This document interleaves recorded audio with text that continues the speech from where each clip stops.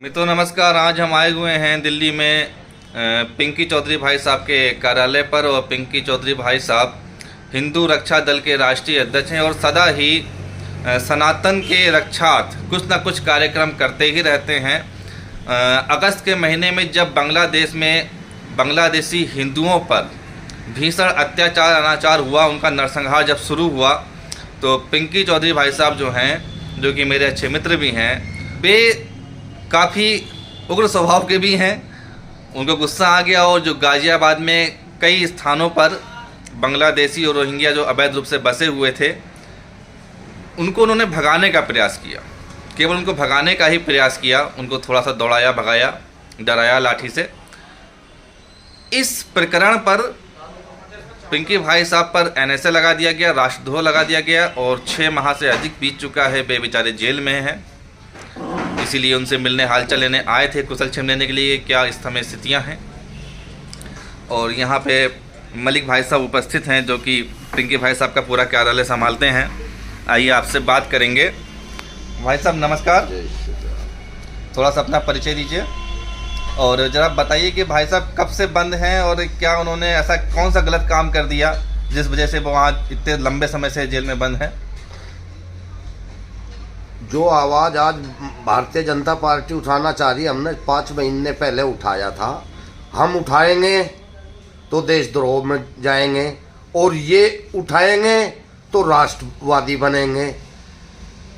हमने क्या किया था, सिर्फ उनको यहाँ से भगाने का काम किया था। पिंकी भैया को 5.5 माह हो चुके, अब तक उनकी जमानत नहीं हुई और कोई मरा नहीं, किसी की हड्डी नहीं टूटी, बांग्लादेशी नहीं हुआ। हाँ, बांग्लादेशी रोहिंग्या के बारे में, बांग्लादेशी रोहिंग्या यहाँ पे अवैध रूप से बसे हुए, अवैध रूप से बसे हुए। आपने उनको भगाने का पहले प्रधानमंत्री को ज्ञापन दिया था कि यहाँ पे ये है, इनको भगाने का काम करें। वहाँ से कोई जवाब नहीं मिला तो फिर हमने उनको भगाने का काम किया। उसमें हमारे पे मुकदमे लगाए गए। और किसी पे कोई आपने गंभीर चोट किसी के ऊपर नहीं आई? कोई किसी की हड्डी नहीं टूटी, कोई मरा नहीं, कुछ नहीं हुआ।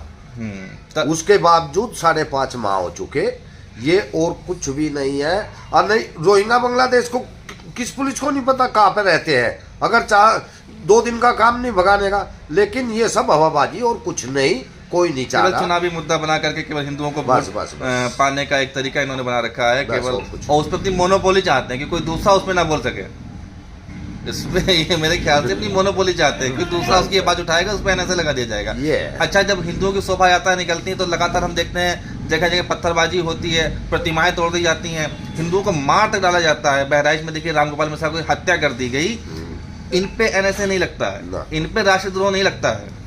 ये कुछ भी कर दें, ये कत्ल भी कर दें, इन पे चर्चा नहीं होगी। और हम अगर एक कुछ भी बोल दें तो हम पे राष्ट्रद्रोह लगा दिया जाएगा, जेल भेज दिया जाएगा, सब कर्म कर दिए जाएंगे। ऐसा कुछ आपको लग रहा है कि ऐसे ही हो रहा है क्या माहौल में? देखो, बीजेपी आई सिर्फ हिंदुओं की वोट पे ही है, हिंदूवादी पार्टी की उससे आई है। ये हिंदू के बारे में कुछ कहे तो हिंदूवादी है और दूसरा कहे तो देशद्रोही है। यही माहौल है। बस वो अपनी मोनोपोली चाहते हैं कि हिंदुत्व पे उनकी अपनी मोनोपोली है और काम हिंदू के नाम पे है। वोट लेते रहे, काम कुछ करे ना। 10 साल हो चुके सरकार को, अब तक जनसंख्या नियंत्रण नहीं बना, सामान्य नागरिक संहिता का कानून नहीं आया। जो 5 कानून थे उनमें से कौन सा बनाया बताओ? मंदिरों की लूट और बढ़ गई। जो मंदिरों का जो सरकारी लूट हो रही थी, सारे काम वही चल रहे जो थे। मदरसों का फंड और बढ़ गया। जितना अधिक लाभ मुस्लिम समुदाय के लोगों ने पिछले 10 साल में उठाया है मोदी की सरकार में, मुझको ऐसा लगता है कि इतना लाभ पहले कभी भी उनको नहीं मिला था ना। देखो तो, सब एक ही थाली के चट्टे बट्टे हैं। और नहीं, सबसे पहले जनसंख्या नियंत्रण कानून, सामान्य शिक्षा, सामान्य नागरिकता, ये 2 कानून सबसे पहले बनने थे। सबसे पहले तो वक्फ बोर्ड का मुद्दा उठा रखा, कैंसिल क्यों नहीं किया जा रहा? उससे क्या मतलब निकलेगा? उसमें आप कह रहे हैं कि हम पसमानदाओं की भागीदारी सुनिश्चित करेंगे, महिलाओं की भागीदारी सुनिश्चित करेंगे वक्फ बोर्ड में, उससे हमारा संधियों का क्या लाभ निकलेगा भाई? क्या, कुछ नहीं। आप कह रहे हैं जनसंख्या वाली बात कह रहे हैं, तो सरकार तो कह रही है आयुष्मान कार्ड उन्हीं को मिलेगा जिसके परिवार में 6 सदस्य होंगे कम से कम। नहीं, उसी को मिल रहा जिसका 6 बच्चे हैं। हाँ, बताओ हिंदुओं को किसे मिल रहा? राशन जो 2.5 किलो मिलता था 5 किलो कर दिया, जो ज्यादा बच्चे हैं ज्यादा पाइए। और दूसरी बड़ी बात, तलाकशुदा महिलाओं के बच्चों को 4,000 रुपए पर बच्चा यानी कि 4 बच्चे पैदा करो, तलाक दे दो, तो 16,000 रुपये महीना उनको मिलेगा। घर बैठे एक तनख्वाह की। तो हम लोगों को क्या मिलेगा? मिडिल क्लास 2 बच्चे वालों, 1 बच्चे वालों के लिए कोई योजना है? कोई योजना नहीं। सारे लाभ उन्हीं को दिए जाने, ज्यादा बच्चे पैदा कर रहे हैं बस। तो ये तो आप कह रहे हो जनसंख्या नियंत्रण कानून, और वहाँ तो उसका उल्टा हो रहा है। सरकार तो उसका उल्टा कर रही है, जिसके ज़्यादा बच्चे उसको ज़्यादा लाभ पहुँचा रही है। और जो हम लोग देशभक्त हैं, जो 1 बच्चे 2 बच्चे करके देश के हित के लिए काम कर रहे हैं, उनसे टैक्स वसूला जा रहा है, उनसे केवल टैक्स वसूला जा रहा है। तो ये स्थिति है। और मैं राष्ट्रीय धारक दल का अध्यक्ष हूँ करण सिंह, और हमारा ऐसा मानना है, हम यहाँ पर आए भी इसलिए थे कि हम सभी जो सनातन के हितकारी जो लोग हैं, जो सनातन के चिंतक हैं, जो सनातन के योद्धा हैं, जो सनातन की लड़ाई लड़ रहे हैं, जो राष्ट्र की रक्षा के लिए, हिंदुओं की रक्षा की लड़ाई लड़ रहे हैं, हम सब एक मंच पर आ सकें, हम सब एक साथ आ सकें, और हम सब मिल करके एक दूसरे का साथ दे करके सनातन के हितकारी कार्यों को बहुत ही ताकत के साथ में उठा सकें। क्योंकि अभी तक केवल हिंदुत्व के नाम पे केवल और केवल मूर्ख बनाया गया है, और सत्ता पे हमारे बोर्ड के द्वारा काबिज हुआ गया है। हमारे साथ श्री कवि कमल आर जी उपस्थित हैं। आप भी सनातन के हित के लिए बहुत सारे कार्य करते रहते हैं, पुनर्जागरण कार्य करते रहते हैं। आप पुनर्जागरण के राष्ट्रीय अध्यक्ष भी हैं, और आपसे भी 2 मिनट हम चाहेंगे आप कुछ अपने वक्तव्य को कहें। जी, आप सभी को सादर नमस्ते। जैसा कि हम लोग यहाँ दिल्ली में गाजियाबाद में आए हुए हैं, हम लोगों का यही एक मुख्य उद्देश्य है, लक्ष्य है कि जो हम लोगों को एक फ्रॉड किया जा रहा है हमारे साथ, हिंदुओं के साथ, कि आपके हम हैं और देखो इस तरीके से हम काम कर रहे हैं। और अब इनकी सच्चाई निकल के आ रही है कि अब ये कितने हिंदुओं के लिए काम कर रहे हैं, कितना ये हिंदुत्व के लिए, या खुद ये कितने % हिंदू हैं। क्योंकि महाराज मनु ने कहा है कि धरती क्षमा दमो अस्तेयम शौचम इंद्रिय निग्रह धीर विद्या सत्यम अक्रोधो दशकम धर्म लक्षणम। ये मनु महाराज ने जो है कि वो धर्म के 10 लक्षण बताए हैं।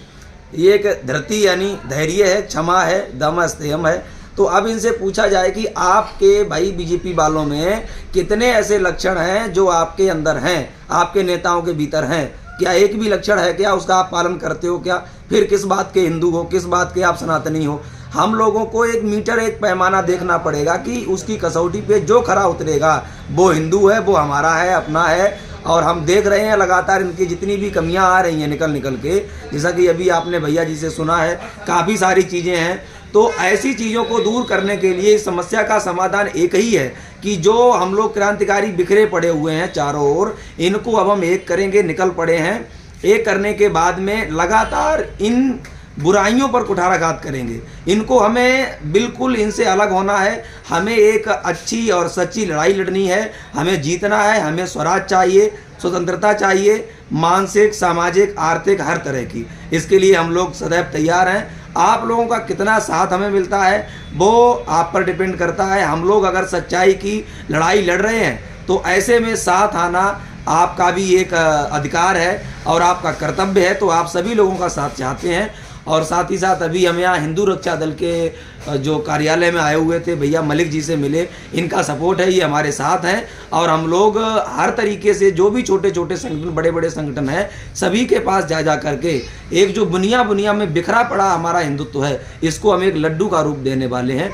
आप सभी का बहुत बहुत धन्यवाद। आप ये कहना चाहते हैं कि अब सनातनी केवल वोट बैंक के रूप में नहीं जाना जाएगा, अब हिंदुओं का केवल इस्तेमाल वोट बैंक के रूप में नहीं हो सकेगा, अब हिंदुओं के लिए कार्य भी करने पड़ेंगे, सनातनियों के लिए कार्य भी करने पड़ेंगे।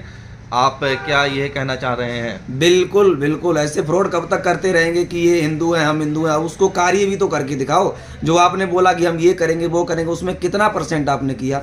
नहीं तो देखिए, भाजपा के लोग बराबर तिकुन लगा के निकलते हैं, भगवा पहन के निकलते हैं, ये कम नहीं है? ये दिखावा है। भगवा पहन लेना कोई हिंदू हो जाना नहीं है। जब तक हम अपने गुण कर्म स्वभाव में हिंदुत्व को धारण नहीं करेंगे तब तक हम हिंदू कहलाने के योग्य नहीं है। अपने आप को हिंदू ना कहें हम। अच्छा, अपने आप को पिंकी भाई साहब के साथ जो हुआ उसके बारे में आप क्या कहना चाहेंगे? देखिए, वो तो वही वाली बात हो गई ना कि कृष्ण करें सो लीला और ग्वाल करें सो ख्याल। तो ये वो लोग जो करते हैं तो वो लीला हो गई, और इन लोगों ने कर दिया, हम लोगों ने कर दिया तो वो ख्याल हो गया, यानी कि वो बेकार हो गया, नियम के विरुद्ध हो गया। ये काम इन्होंने भी तो किए हैं। इनके लोग नहीं करते हैं क्या? इनके लोग बहुत तो पत्थरबाजी करते हैं, सर फोड़ देते हैं, मार डालते हैं, सब कुछ करते हैं। उन पे ना आने से लगता है ना कुछ भी लगता है, यहाँ तक की रिपोर्ट भी नहीं लिखी जाती। लगातार ये लोग करते हैं। बिल्कुल। और हमारे अगर पिंकी भाई साहब ने ज़रा सा भी कुछ विरोध कर दिया कि यहाँ पे हम नहीं रहने देंगे बांग्लादेशी मुसलमानों को, रोहिंग्या घुसपैठियों को, तो उन पे एनएसए लगा दिया गया। वो इसीलिए ना कि वो बीजेपी से नहीं जुड़े हुए हैं। बीजेपी से जुड़े होते, हम लोग बीजेपी से होते तो हमारी सारी बातें ठीक है, जो भी बोले सही है। यहाँ तक कि जो बीजेपी में जाके भी कुछ सत्य की बात कर देता है, जैसे नुपुर शर्मा को आप ले लो, तो उसको भी निकाल के फेंक देते हैं। फिर इनकी क्षमता वहाँ पे मर जाती है। फिर ये सारी चीज़ें जो है भूल जाते हैं कि हिंदुत्व तो क्या है और किसके साथ रहना है, किसके साथ नहीं रहना है। हम सीधी बात यहाँ से कहना चाहते हैं इस माध्यम से कि ये अप्रत्यक्ष रूप से उनका ही साथ दे रहे हैं और ये उदाहरण हमारे सामने प्रस्तुत हो चुके हैं। उन्होंने जितना लाभ मुस्लिम समाज के लोगों को पिछले 10 सालों में दिया होता तो कभी नहीं दिया गया। और साथ में एक बहुत बड़ा अपराध मैं कहूँगा कि SC/ST कोटे का आरक्षण जो केवल सनातनियों दलितों के लिए था, वो गैर संवैधानिक तरीके से मुस्लिम और ईसाई लोगों को भी दिया जा रहा है, जो कि संविधान के हिसाब से नहीं दिया जा सकता है। SC/ST कोटे का आरक्षण, ऐसी बहुत सारी गतिविधियां हैं जो कि गैर कानूनी तरीके से इन लोगों को लाभान्वित कर रही हैं। और धीरे धीरे इस देश में हम किस ओर बढ़ रहे हैं, हम एक इस्लामिक देश की ओर बढ़ रहे हैं, ऐसा बिल्कुल स्पष्ट प्रतीत हो रहा है। इसलिए हम सबको जागे करके, एक होकर के, एकजुट होकर के सनातन के हितकारी कार्यों के लिए, आवाज़ के लिए नहीं, सनातन की आवाज़ उठाने वाले बहुत लोग जो कार्य कर रहे हैं, उनके साथ आना होगा और उनको आगे लाना होगा। आप सभी ने चर्चा में शामिल हुए, आप लोगों ने साथ दिया और बहुत स्वागत हुआ हम लोगों का आपके कार्यालय पर, भाई साहब पिंकी चौधरी जी के कार्यालय पर। और अब हम लोग विदा चाहेंगे। बहुत बहुत धन्यवाद, नमस्कार।